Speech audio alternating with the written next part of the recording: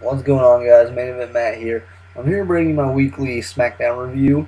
And tonight's SmackDown, I want to say first off, was a lot better than Raw. I hated Raw on Monday night, but SmackDown was really good. So, to kick off the show, we had Roman Reigns take on Rusev, which is nice. We didn't kick it off with a long ass promo. We got a match right at the start, kind of like NXT always does. We got Reigns versus Rusev, and of course, you knew this match wasn't going to go through. If Roman Reigns is in the first match, they're obviously setting up for some stupid tag team match with the League of Nations and Ambrose and Reigns, which that's what happened. The match ends up breaking down when Roman Reigns goes for the Superman punch. Bad News Barrett grabs his legs. Alberto starts hitting him. Ref calls for a DQ. The League of Nations take out Reigns. They're quickly cut off by the music of the Lunatic Fringe, the Intercontinental Champion, Dean Ambrose. He comes down there, attacks them, goes for a diving elbow on the outside onto Barrett and I believe Alberto while they're holding Roman. And they both move out of the way, and Dean Ambrose takes out Roman Reigns. Then after Dean Ambrose is shocked and he's sitting there confused, then the League of Nations attack Ambrose. They've got him in the ring. Rusev's got the accolade on him. Roman Reigns gets the equalizer, the steel chair. Good idea. I hate when Roman Reigns comes in there 3-on-1 and completely destroys them all. So the fact that he got a chair was just so much better. Reigns comes in there, gets them to run away, and that sets up for our main event tonight, which is Roman Reigns and Dean Ambrose taking on Alberto Del Rio and Rusev. I believe we've seen that match about 1,000 times. Once I get to review that, I probably won't say much because I couldn't care less at that point.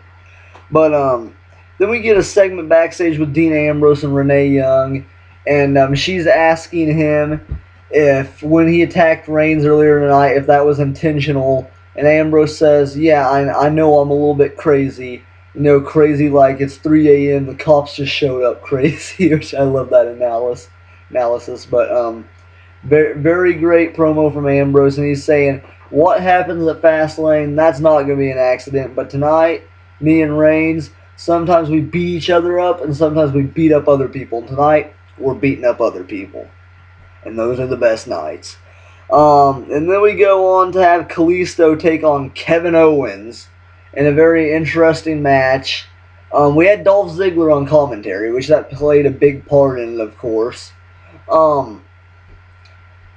I believe nothing big really happened in this match. I mean, they went back and forth. They got their shit in. And then Callisto's getting on a roll. He's cut off by Kevin Owens with, I can't remember what Kevin Owens cut him off with. I think he just wrecked him with a clothesline. And then he threw Callisto to the outside, was tearing the shit off the table, looking to put Callisto through the announcer's table, we thought with a powerbomb. But then he takes Callisto up and powerbombs him straight into Dolph Ziggler. And then Dolph Ziggler's just like, "Why? What the hell, man?" And then Kevin Owens is like, "Fuck you, man," and just super kicks him. And Dolph goes flying over the barricade. Loved it. Then Owens goes to throw Callisto back in the ring. And he goes to hit Callisto with the pop-up powerbomb, I believe, but then Ziggler gets back up, distracts Owens, and Callisto gets a freaking roll-up victory over Kevin Owens. Now I'm sitting here thinking, okay, they're going to have Kevin Owens beat Callisto here, because that's going to set up for Callisto versus Kevin Owens for the United States title before Mania, and Kevin Owens is going to get it like my predictions were. Kevin Owens is going to be the United States champion at Mania. But that didn't happen. Instead, Callisto gets the win, so I don't know what the point of that was. I freaking hate Callisto. The best part of that whole match was when Kevin Owens cheap shot him after the match. Great. Knocked that little mosquito down. But then after that, we get an interview backstage with The Miz, which they're setting up for Miz versus Styles tonight, which was actually the best match of the night. Miz is talking about how he's an A-lister and he would never cheap shot someone from behind like that rookie redneck. And then he's talking about how all these people are taking his movie spots and that Santa's little helpers going downhill and shit like that. And it's just funny. Then after that we get Ryback taking on Eric Rowan. Honestly, I'm not sure what to think of this because Ryback's got a new attire now. He announced this on Instagram, and he looks like Goldberg 2.0. You remember a long time ago when they used to chant Goldberg, Goldberg at Ryback? Well, that happened again tonight, and I'm sure that's going to happen again on Raw and from now on. So nice job, Ryback. You brought back the chant. I don't think you're that smart. Ryback comes out in plain black singlet, knee pads, which one knee pad's black, one knee pad's blue. It looks stupid as shit. Boots, and I believe his gloves. That's it. No elbow pads, which that look kind of stupid too. He looks exactly like Goldberg. I mean, he's wearing Goldberg's fucking attire besides for that one blue knee pad. He's like, I need one thing that's gonna be different than Goldberg's attire. That's it. I'll get a blue knee pad. Yeah. He comes out in that shitty ass gear. He ends up having a decent match with Eric Rowan. I mean, I thought it was decent. I thought it was weird how Braun Strowman was the only one that came out with Eric Rowan tonight. No Luke Harper, no Bray Wyatt. I don't know why. I guess they're doing some other house show or something then probably. But I just found it really weird that only Brown Snowman came out with Eric Rowan. But towards the end of the match, Ryback ends up getting the advantage again. Eric Rowan hit a nice spinning heel kick, and I believe he hit a few other moves. He's just clubbing him in the corner there when Ryback is on the top rope, beating the shit out of Ryback. But then Ryback comes back, very innovative offense now. He's definitely got some new shit in his freaking repertoire. As he hit a freaking running high knee in the corner onto Eric Rowan like he's fucking CM Punk now. And he also hit a diving drop kick off the middle rope, which I really liked. And then he ended up winning the match with the meat hook. But before that, Ryback was setting up for the meat hook. Then all of a sudden, Brown Snowman just pops up from behind him on the apron. And Ryback looks around. He's looking at Brown Snowman. He's like, okay. Kicks Eric Rowan in the stomach. Throws Eric Rowan into Brown Snowman. Knocks Strowman off the ropes. And then hits Eric Rowan with a meat hook and gets the victory. So I don't know if Ryback's going to try to use the meat hook as his finisher. I believe Skip Sheffield used a clothesline as a finisher, right? So is he trying to go back to Skip Sheffield here because he's wearing the Skip Sheffield looking attire and he doesn't have a singlet anymore and he just won with the freaking meat hook or the clothesline, whatever. And I don't know. I'm confused right now. I don't know if he's trying to be Goldberg or Skip Sheffield. Either way, he's not being Ryback anymore, it seems. I mean, he's got that running high knee. Maybe he's trying to be CM Punk. I don't know. Maybe it's just Ryback 2.0. I don't know, but it was somewhat interesting. For once, Ryback has a somewhat interesting match, right? And it's against Eric Rowan, out of all people. After that, we get Becky Lynch backstage, and she's being interviewed by JoJo about why she helped. I believe it was JoJo. Don't quote me on that, but I can't remember who it was. Why Becky ended up helping Sasha, and she says her and Sasha aren't friends, and all this, and then Sasha cuts her off and says, well, what did she say? She said if you were on fire, and she had a gallon of water or something like that, she would pour every ounce of it out onto the ground before she would put Becky out or something like that. And I'm thinking, oh, that's a little harsh. But then Becky says, yeah, I know, Sasha, we ain't friends, and you may think you didn't need any help, but I go out there and help people because that's what I do, because I don't know why. She's just nice. She's a nice person, I guess. She goes out and helps everyone. But Sasha ends up saying that she doesn't need her help and all this, and then Becky's like, well, the Team Bad's against you right now, and she's like, well, Team Bad's against you too. And they're like, so I guess we have to help each other. Yeah, fine. And then after Sasha walks off, JoJo asks Becky, she's like, did you just agree to work with Sasha? And then she's like, I don't know. She walks off. Pretty funny segment. I don't know. Their bickering back and forth was kind of funny. And then after that, we get the entrance of Y2J, Chris Jericho, baby. Chris Jericho comes out there, comes down to the ring, and I completely forgot that Jericho was going to be on SmackDown, honestly. So I popped kind of because I thought it was pretty cool. I wasn't expecting Jericho. He wasn't announced. But then I remembered he said he was going to watch Miz versus AJ, didn't he? So Jericho's down there on commentary. Once we come back from the break, we get AJ Styles coming out.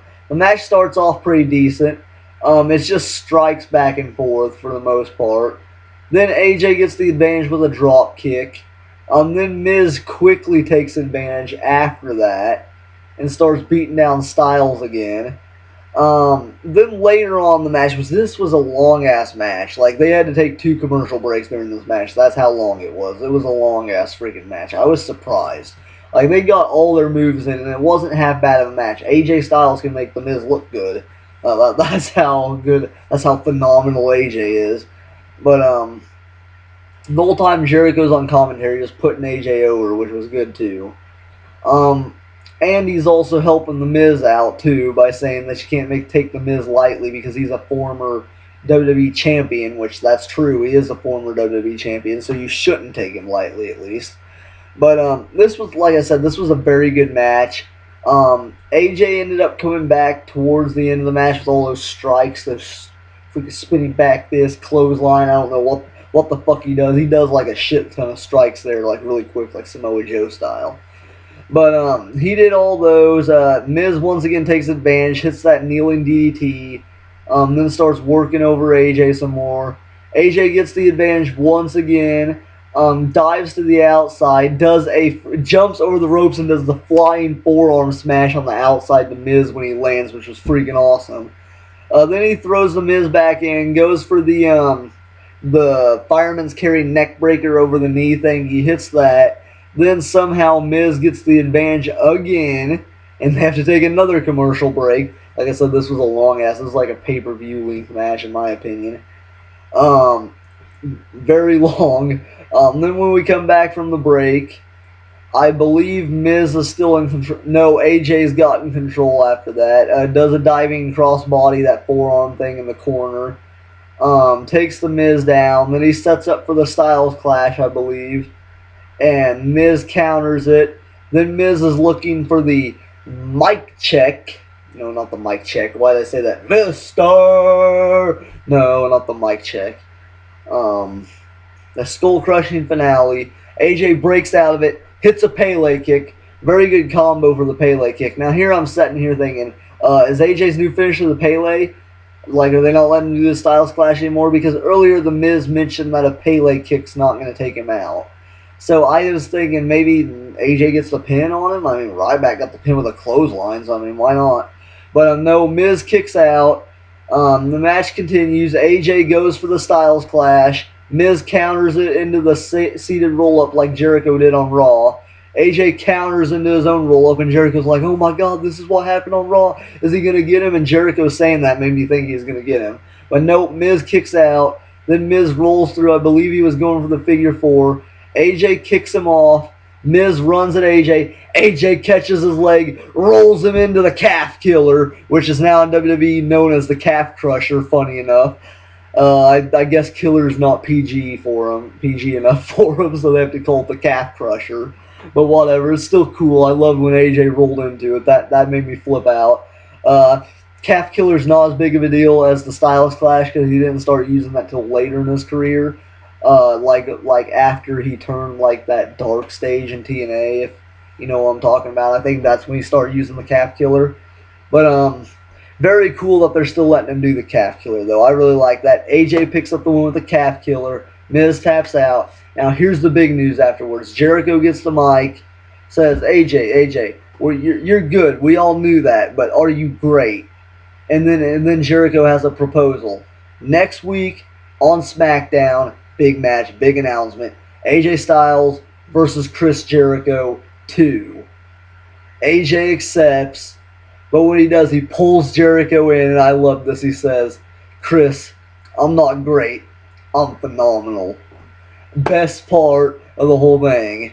The AJ is phenomenal. I hope he beats Jericho twice. I'm thinking maybe, no, they're probably going to do 3 matches, to be honest. So maybe Jericho beats him next week on SmackDown. I wouldn't be too surprised about that. And then they have their 3rd and final match, the rubber match, if you will.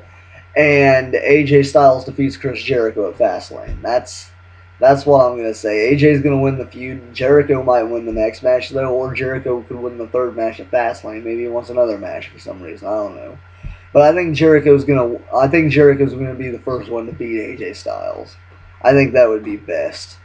Then we get Roman Reigns' interview, and he says the same exact thing as Dean Ambrose. He's like, earlier tonight was an accident, but at Fastlane, that's not going to be an accident. Me and Dean, we've rode together, we've fought together, and tonight we're going to win together. Believe that.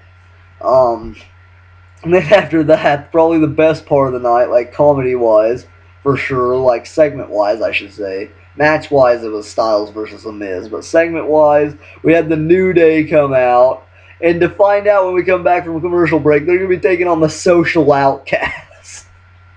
Now, I'm just sitting here thinking this is like Dirty Heels versus Bad Influence from TNA. They're both heel tag teams, and they're both hilarious. This is just going to be great, and it was. New Day talks about how you need to eat your bootios because they make sure you're not booty and all this, and that they've got the gold and they're the butterflies over the small little hairy caterpillars down below, which is everyone else. And all this shit. They're cut off by the Social Outcasts. Once again, without Bo Rida, because he's in the studio dropping them beats, man, making them wicked, wicked, wow. And he's going to come back with an old mixtape, and they're going to play it, and that's going to be their entrance theme. But they come out there, and they're like, you fool, what you have around your waist, that's not gold, that's bronze, Heathy baby. Fucking Adam Rose. Fucking faggot. But, they proceed to say that they're going to take the New Day's straps off their waist. Best part, New Day starts screaming, "You're not going to touch our waist! You're not going to touch our waist!" And then Adam Rose and the Social Outcasts are like, "We're going to touch your waist." This is not PG. But, then Curtis Axel, I don't know if he's like has the dumbass gimmick now, but he's like, "Hey, look at their horns. They think they're rhinoceroses." Like he has a lisp or something, or he can't say rhinoceros. But then finally he just says, "They're rhinos." Then the New Day screams, "No, we're unicorns!" The Social Outcasts just start laughing their ass off. They think they're unicorns. And of course that pisses off the New Day, and we get the 6-man tag. I believe Kofi starts it off. And it goes back and forth for a while there. Then Adam Rose gets taken down, starts getting beat the shit out of. And Big E, of course, is doing his dance like usual. They get him in the corner, unicorn stampede, of course, drop kick afterwards, the trombone. Then Kofi takes advantage, but ends up getting caught. No, that's Xavier Woods, because Kofi ends up tagging in Xavier Woods.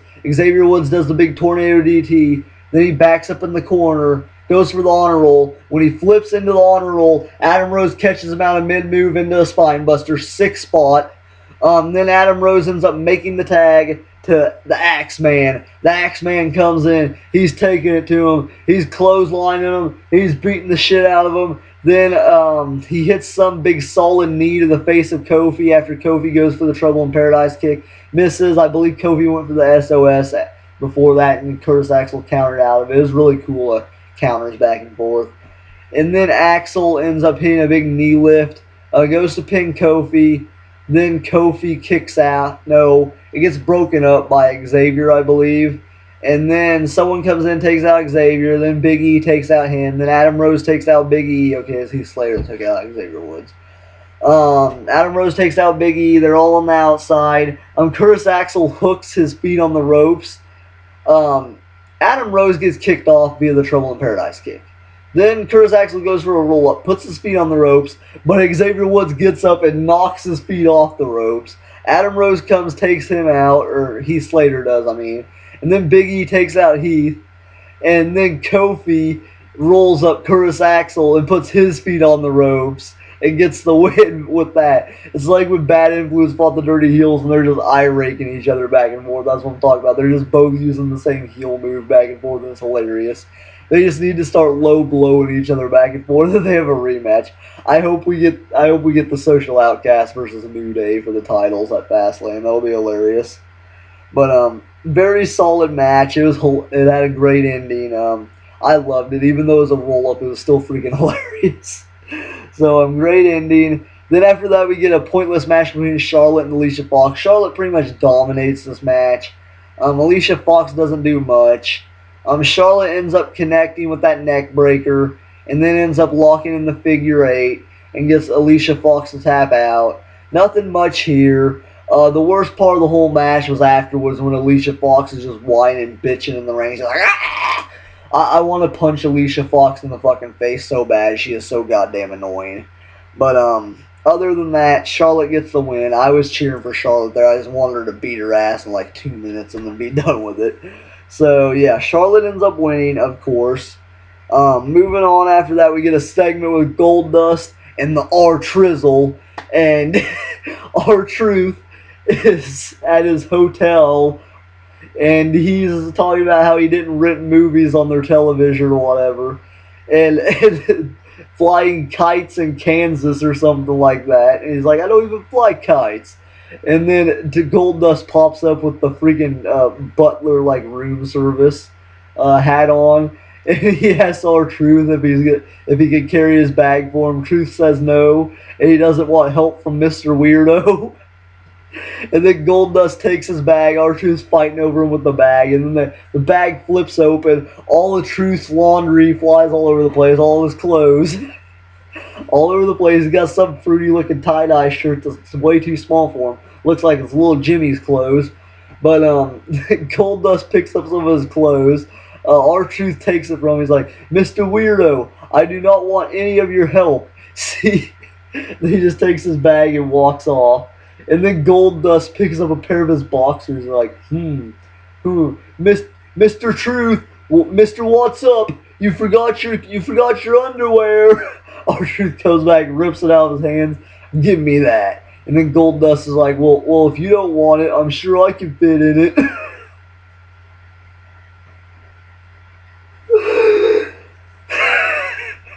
Okay. Main event.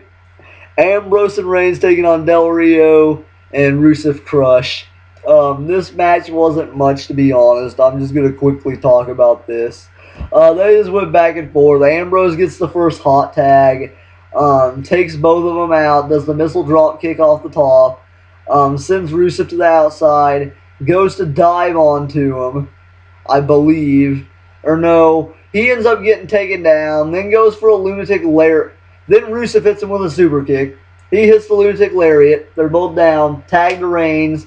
Reigns hits the apron drop kick on Rusev. Rusev gets taken down. Then Reigns is fighting Alberto on the outside, and Alberto and Rusev start beating down Reigns on the outside. Dean Ambrose goes for a suicide dive onto him, but they both move out of the way once again, and Ambrose dives into Reigns, but Reigns catches him. There's a bit of a pause there for a second. You don't know whether Dean Ambrose is going to attack him or not, because it almost seems like he's going to, which I'm hoping we get a heel Dean Ambrose. It'll be awesome. Seems like he's going to attack him, but then Reigns Superman punches Rusev when he's standing right behind Ambrose, like jumps over Ambrose's head, Superman punches him, then goes back in the ring after Ambrose bounces Alberto's head off the announcer's table, and then Reigns hits a spear on Rusev and picks up the win. So to make a story short, Reigns and Ambrose can't even let the League of Nations win when they're freaking having issues with each other. That's how bad this is. So, yeah, League of Nations are complete jobbers. And that's pretty much it. So that was the end of my SmackDown review. Like I said, AJ Styles, Miz, best match of the night. Best segment was either Golden Truth or New Day versus the Social Outcasts. Either way, hilarious SmackDown. I love